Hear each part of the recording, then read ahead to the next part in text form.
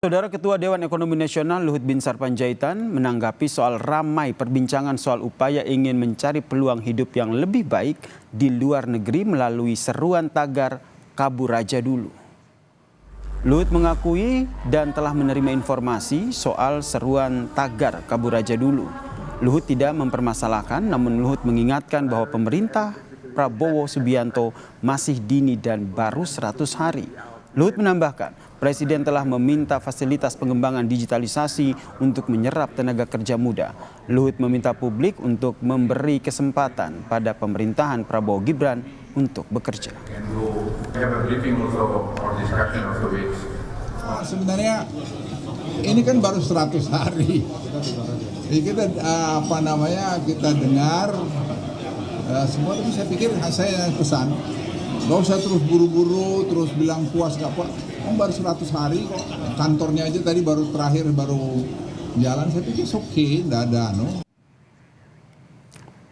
Sementara itu, Saudara Wakil Menteri Ketenagakerjaan Immanuel Ebenezer tidak mempermasalahkan mengenai tagar kabur aja dulu.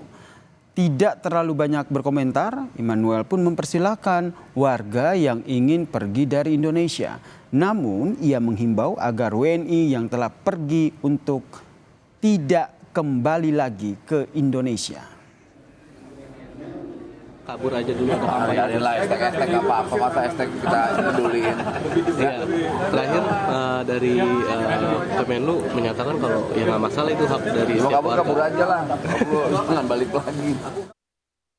Lagi rame tagar kabur aja dulu, di mana anak muda di Indonesia ngajakin keluar negeri untuk cari kerja. Tren ini terjadi gara-gara susahnya cari kerja di Indonesia, terlalu banyak persyaratan umur, pengalaman kerja, dan lain sebagainya. Ya sedangkan di luar negeri, tamatan SMA gajinya bisa sampai 2 digit. Tagar kabur aja dulu ramai dibicarakan warga di media sosial. Munculnya tagar kabur aja dulu diduga dipicu oleh kondisi sosial ekonomi dan sejumlah kebijakan yang tidak berpihak ke publik.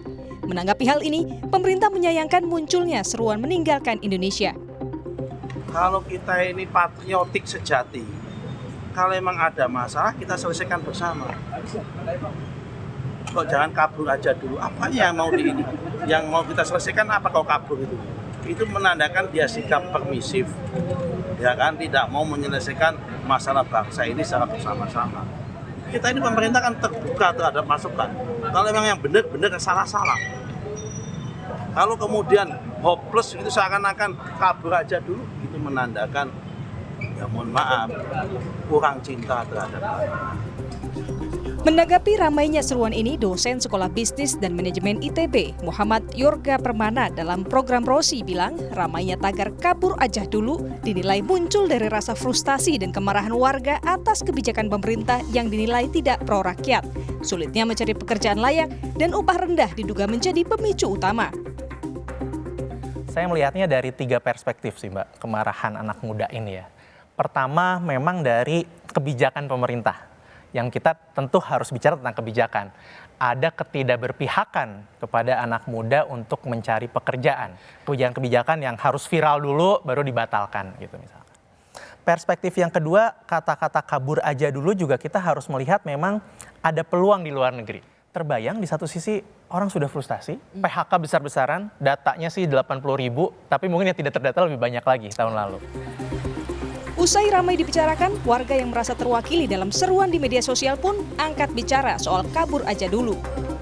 Terus udah dapat pekerjaan pun juga mau naik karirnya itu juga lumayan persaingannya dengan ya generasi-generasi tua yang masih ada di perusahaan-perusahaan, otomatis rebutan sama anak-anak muda yang di bawahnya juga udah rebutan. Jadi ya tagar kabur aja dulu saya rasa ya relevan aja sih bagi saya juga. Saudara-saudara aku yang kayak baru lulus kuliah nih dan nyari kerjanya itu susah. Jadi aku punya rencana aja sih kalau misalnya mau kerjanya itu di luar negeri. Ini bisa jadi alarm merah, jadi tidak pemerintah kemudian hanya diam saja ketika kebijakannya tidak memuaskan atau kebijakannya itu malah destruktif sifatnya. Seruan tagar kabur aja dulu menjadi kritik dan pengingat pemerintah untuk membuat kebijakan yang berdampak pada kesejahteraan rakyat. Kritik yang harusnya direspon dengan evaluasi kebijakan yang ada saat ini. Tim Liputan, Kompas TV.